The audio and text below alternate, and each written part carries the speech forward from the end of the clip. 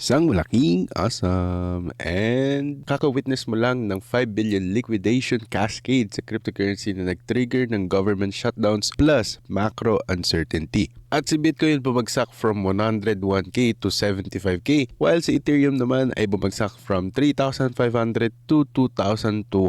By the way, ako nga pala si Osaber and I've been here since 2017. I've been trying to share you guys my wins and losses dito sa cryptocurrency since 2021. And clearly, natatalo tayo. Just like yung mga unrealized losses ni MicroStrategy. Halos nasa stress levels na. While us retail got wiped out tapos ngayon yung institutions nag-aabang na lang. I made a post about this. Kung kailan sila bibili is the moment that we do a massive sell-off as retails. Pero clearly, this is a capitulation environment. Hindi dahil nasira yung crypto, kundi dahil umabot sa max yung macro uncertainty. Tapos pinwersa niyang ilabas lahat ng leverage kaya naging mabango na i-short yung market and domino effect. So kahapon pinag-usapan din natin kung paano minanipulate ng mga banks yung ating silver, gold, and other precious metals through various arbitrage at yung mga lumang ways to manipulate it. Pero makinig kayo kasi ito yung mga posibleng mangyari next kung mag-align yung catalyst natin. But again, this is not a financial advice. This is just the usual things or the market psychology na nangyayari sa market pag ganito yung situation or yung health ng market natin. Isa sa mga catalyst na to is yung baka mag-reopen yung United States government by Tuesday. At kapag nangyari yun, balik session ulit yung buong US Congress. Pwedeng umusad ulit yung policy, pwedeng gumalaw yung pinaka-iniintay natin na Clarity Act. Pwedeng magtuloy yung confirmation process ng Federal Reserve. Ang meaning lang yun is unti-unting mariresolve yung uncertainty sa market. At pag na-resolve yung uncertainty, tapos ma-confirm ng market na the policy supports the risk assets, kumbaga, tulad ng rate cuts likely,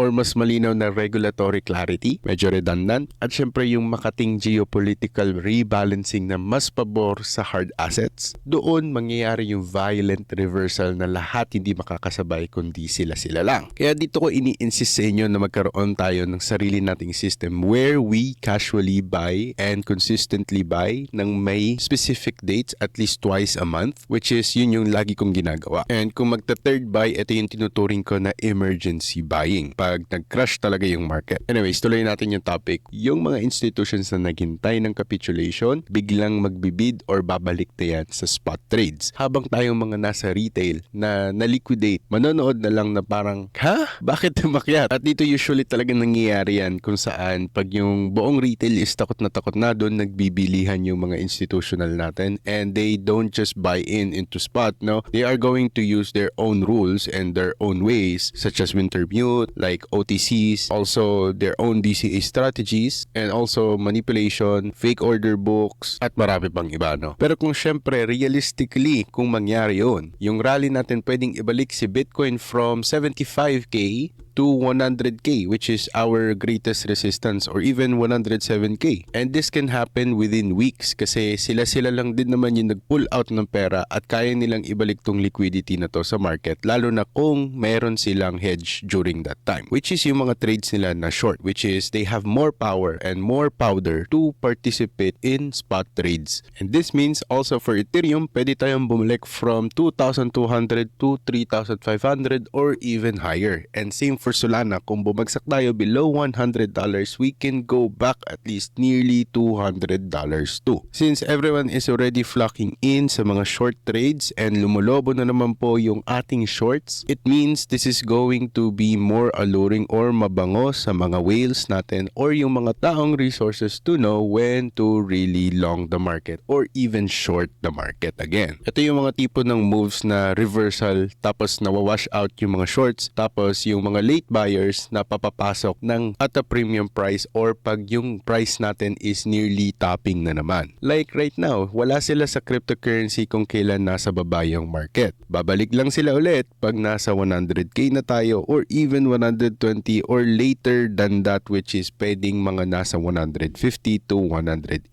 This is just human psychology, no? Pero syempre ito yung catch. Lahat na sinabi ko, mangyayari lang to kung yung R catalyst ay talagang magmaterialize. kung mag-extend yung shutdowns, kung hindi umusad yung clarity, kung mag-signal ng hawkishness si Jerome Powell or yung Fed at sabihin natin pangit yung magiging next Fed natin. At syempre, yung pinakamasakit, kung mag-escalate yung geopolitical tensions natin, then itong 75k na to, pwede tayong pumasok sa 55,000 per Bitcoin, which is kung nasaan yung ating 200 moving average. Ibig sabihin, incomplete pa po yung ating capitulation. It means this is the extension ng ating Elliott wave na ABC down. Dagdag ko pa nga dito is yung time and price alignment thesis ni Tom Lee. Kailangan sabay mangyari. So it means yung time na catalyst na tinutukoy niya and yung price, dapat ni isa dyan walang papalya. Kung hindi masunod yung time or hindi masunod yung price, edi it means yung thesis ni Tom Lee is already done. So ano yung edge mo? Intindihin yung ating catalyst. Tapos bantayan mo sila closely sa dadating na 2 to 4 weeks. So sa unang week natin is yun yung government shutdown resolution, or Tuesday ba magre-reopen or mag-e-extend or nothing happens. Then dun sa ating week